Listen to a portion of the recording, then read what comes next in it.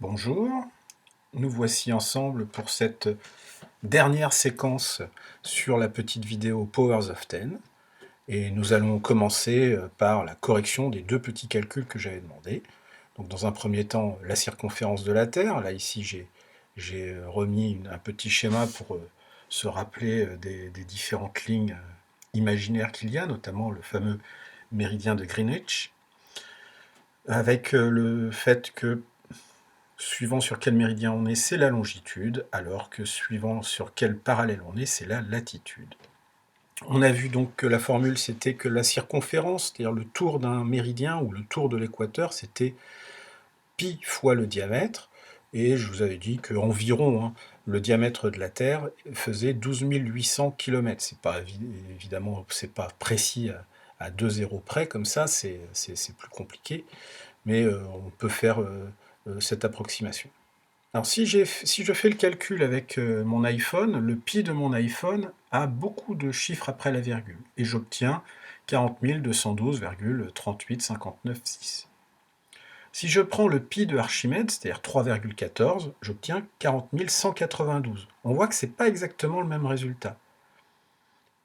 Ici, là, j'ai laissé la place pour que vous fassiez le calcul avec le pi de votre calculatrice. Sur votre calculatrice, il y a une touche où il y a marqué pi. Utilisez-la. Ça sera un pi avec 3,14 et d'autres chiffres derrière, mais moins que celui de l'iPhone. Et donc le résultat sera encore différent. Donc c'est là où la physique diffère un petit peu des mathématiques. C'est-à-dire qu'en physique, on aime beaucoup faire des approximations, notamment utiliser cette double vague là qui veut dire à peu près égal. On regarde que bon, ben voilà, quand on a parcouru 40 200 km ou 40 192, bon, on est à peu près à 40 200 km, allez, on va pas chipoter. La circonférence de la Terre fait environ 40 000 km. D'ailleurs, le mètre de kilomètre est défini par rapport à cette circonférence. Initialement, la première définition du mètre, c'était 1/10 millionième d'un quart de méridien, ou 1/40 millionième de la longueur d'un méridien. Ensuite, la circonférence de la trajectoire de la Lune autour de la Terre. J'ai été chercher sur le net ce petit schéma qui montre la Terre. La Lune est à une distance d'environ 380 000 km de la Terre. Donc le rayon de sa trajectoire vaut 380 000 km. Donc on va utiliser la formule avec le rayon. 2 fois le rayon, ça fait le diamètre. Voilà. Ensuite, il y a deux petites informations. Il faut savoir que la Lune fait un tour complet de notre planète en 28 jours et qu'elle fait un tour sur elle-même en 28 jours. C'est pas un hasard, on dit que la Lune est gravitationnellement verrouillée sur la Terre, et c'est pour ça que qu'elle nous présente toujours la même face, c'est-à-dire que quand elle fait un tour, elle a fait un tour sur elle-même, et donc grosso modo, on voit toujours le même côté. Et c'est pour ça aussi qu'il y a la fameuse face cachée de la Lune. Si la Terre était suffisamment proche du Soleil, on serait nous aussi verrouillés gravitationnellement, et on opposerait toujours la même face au Soleil. On fait le calcul, pi fois 2 fois 380 000 km, et là, c'est pareil. Suivant que j'utilise le pi de mon iPhone ou le pi égale 3,14, j'ai pas exactement le même résultat. On se retrouve avec 2 380 000, etc. Là aussi, vous ferez le calcul avec le pi de votre calculatrice. Bon, dans tous les cas, on va pouvoir dire que en 28 jours, la Lune parcourt 2 400 000 km. Voilà. Allez, on va reprendre notre petite vidéo de Powers of Ten, et déjà on va s'intéresser à ce trait-là, ce trait qui apparaissait ici, il commence à apparaître à 2 minutes 08, moi j'avais dit à 2 minutes 10, il y est encore. Voilà. Qu'est-ce que représente ce trait? Alors le trait là, ici, là, en rond, c'est la trajectoire de la Lune autour de la Terre. Quand on voit la taille de la Terre ici sur l'image, on comprend pourquoi on ne voit pas la Lune sur la trajectoire. Tout simplement, c'est qu'à cette échelle-là, la Lune est déjà plus petite que le trait de sa propre trajectoire. Le trait horizontal, ici, fait 300 000 km de long. Ça correspond au trajet parcouru par la lumière en 1 seconde. La lumière, rien ne va plus vite que la lumière dans l'univers. Dans le vide, elle va à peu près à 300 000 km par seconde. Comme le tour de la Terre fait 40 000 km, si on fait le calcul, ça veut dire que en une seconde, la lumière fait 7 fois et demi le tour de la Terre. La lumière, ça va très vite. Au passage, ça explique comment quelqu'un en France peut jouer avec quelqu'un à New York ou même quelqu'un à New Delhi, presque en direct, parce que les messages informatiques qui vont à la vitesse de la lumière mettent une fraction de seconde pour faire cette distance. Allez, on continue jusqu'à 2 minutes 13.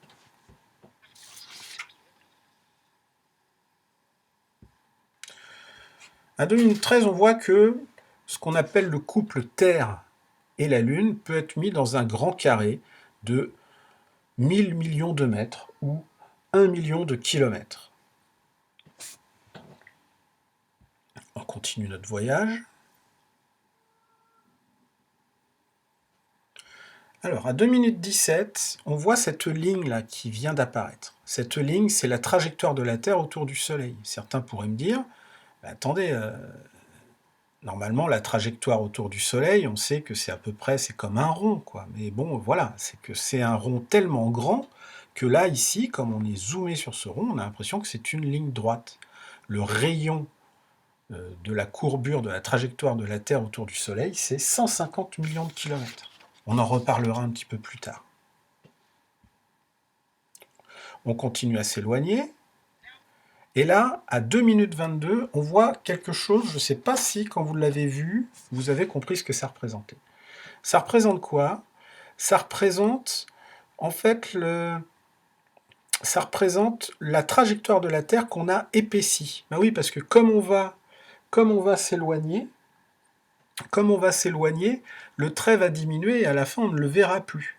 Donc pour qu'on puisse continuer à voir la trajectoire de la Terre, on a choisi de l'épaissir.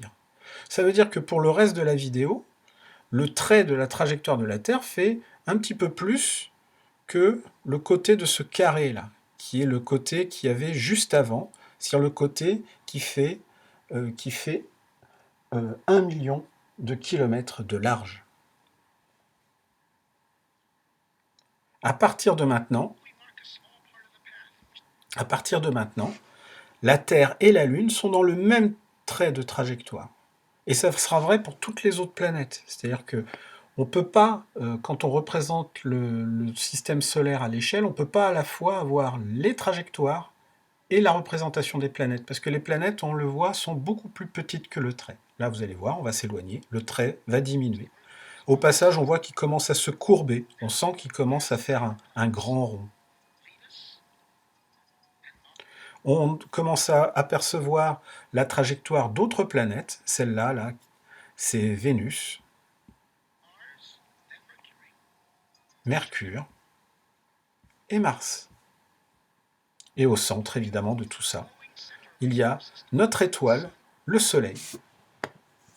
Je l'ai déjà dit, je vais le répéter, notre Soleil, c'est une étoile qu'on voit de près. On gravite autour, on est très attiré par le Soleil. Nous, on est sur cette trajectoire-là. On fait une fois le tour en 1 an. On voit les 4 premières planètes du système solaire, Mercure, Vénus, la Terre et puis Mars. Et où sont les autres? Il faut attendre un petit peu, parce que la 5e planète, Jupiter, arrive un petit peu plus loin. Alors on voit que le trait de la trajectoire de la Terre ici, qui a déjà pourtant été épaissi, on le voit quasiment plus. Et on voit aussi que les 4 premières planètes sont très ramassées autour du Soleil et que ensuite Jupiter, là, la première des 4 grandes planètes du système solaire, est beaucoup plus loin. Alors c'est pas représenté ici, mais entre la trajectoire de Mars et la trajectoire de Jupiter, il y a énormément de gros objets, des astéroïdes, qui sont en orbite autour du Soleil aussi. On appelle ça la ceinture d'astéroïdes. Ensuite, on voit la trajectoire de Saturne, Uranus, et enfin Neptune, et une trajectoire un petit peu bizarre, là, un petit peu excentrée. Cette trajectoire ici, c'est la trajectoire de Pluton. En 1977, Pluton est toujours considéré comme une planète. En plus, c'est un film nord-américain. Pluton a été découverte par un Américain, donc les Américains sont très attachés à Pluton. Mais maintenant, depuis 2006, le système solaire, les planètes du système solaire ont été arrêtées à Neptune, et on voit que, en gros, le système solaire est contenu dans un carré de 10 millions de mètres, ou 10 puissance 13 mètres. J'ai mis sur la feuille que ça faisait 10 puissance 10 kilomètres, c'est-à-dire 10 milliards de kilomètres de côté. Alors 10 milliards de kilomètres de côté, ça veut dire que quand on voit la Terre, elle est ici, là, quasiment juste à côté du Soleil, à cette échelle-là. Il faut faire attention ici. Les planètes qu'on voit ici, c'est Jupiter, Saturne, Uranus et Neptune. Les 4 premières planètes, on ne voit plus leur trajectoire parce qu'on est trop loin. Elles sont quasiment à côté du Soleil. C'est-à-dire que si on envoie une fusée et qu'on veut sortir du système solaire, c'est-à-dire que c'est comme si on faisait cette distance-là. Et ça fait environ 5 milliards de kilomètres. Et ensuite, à mesure qu'on s'éloigne, notre système solaire, qui est pourtant si grand, il va devenir tout petit. Alors là, pendant un petit bout de temps, on voit les carrés et on voit rien de notable. Il faut savoir que notre Soleil est très isolé. Les étoiles sont très loin les unes des autres. Vraiment très très loin. Là, sur l'image, ça montre qu'à partir de ce moment-là, les constellations telles qu'on les connaît commencent à bouger parce qu'on a pris du retard. Ici, on voit que même si on garde comme unité le mètre ici, on a changé d'unité ici. C'est-à-dire que pour les très grandes distances, donc là ici j'ai fait 2 captures d'écran pour montrer le trait épaissi ici, avec le carré de 1 million de kilomètres de large ici, le système solaire qui est contenu dans une boîte qui fait 10 puissance 13 mètres. Donc quand on commence à avoir des distances énormes, quand on va vers l'infini et au-delà, on change d'unité. Une unité que tout le monde connaît si vous avez regardé des œuvres de science-fiction, c'est l'année-lumière. Ça correspond à la distance parcourue par la lumière en un an. Ça fait environ 10 puissance 16 mètres, ou 1000 milliards de kilomètres.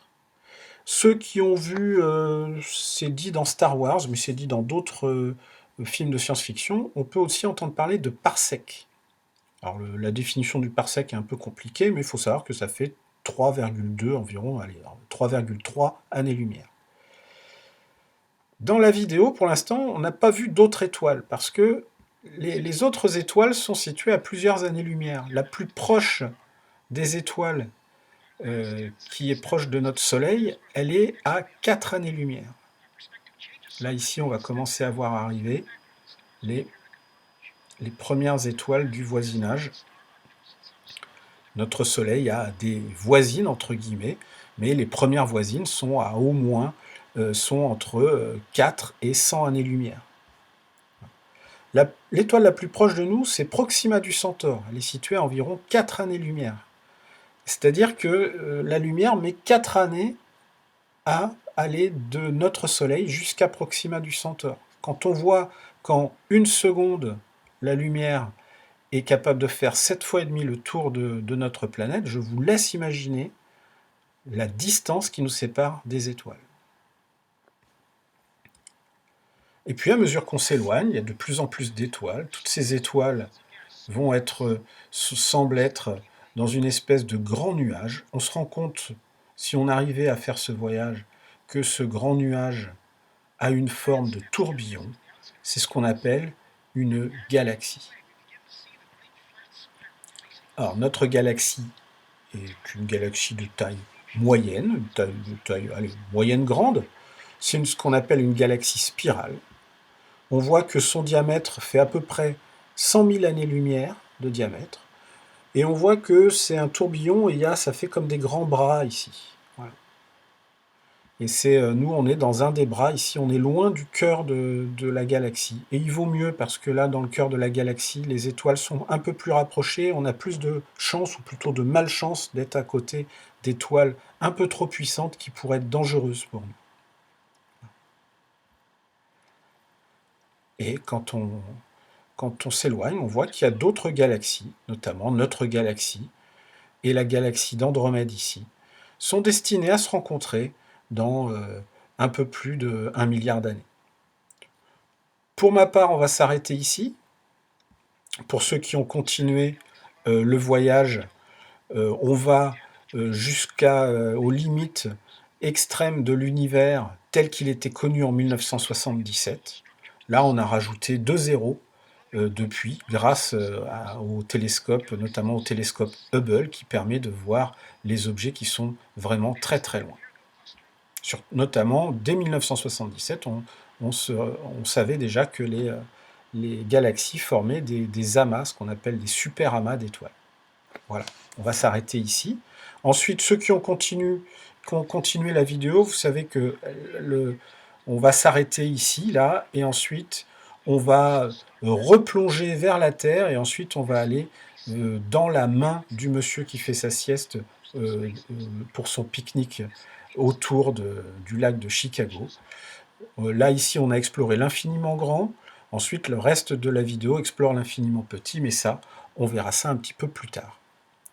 Voilà. Donc j'ai donné quelques informations. Hein, évidemment, j'aurais pas fait écrire tout ça en classe. J'aurais donné juste quelques mots-clés, notamment le nom de l'étoile la plus proche, Proxima du Centaure, le nom de notre galaxie, je vais pouvoir souligner galaxie. Actuellement, on pense qu'il y a entre 200 et 400 milliards d'étoiles. Pour une première estimation, 100 milliards de planètes, c'est l'estimation de 2020. Peut-être que si vous relisez ce cours dans 20 ans, l'estimation sera différente. Ici, j'ai mis une image qui résumait toutes les données du système solaire, que ce soit les distances des planètes par rapport au Soleil, ou leur taille relative les unes par rapport aux autres. Mais ça, je vous en reparlerai en classe. Voilà. Pour ceux qui sont curieux, il y a une vidéo plus récente qui reprend le principe de Powers of Ten. On la trouve, donc là, on n'a plus des carrés qui sont de plus en plus grands, mais des cercles, et on ne part plus de Chicago, mais de la ville de Venise. Si on veut aller la voir,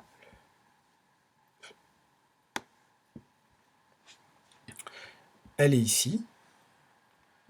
Donc on part de la ville de Venise, où des touristes sont en train de voir un petit spectacle de danse avec des cerceaux.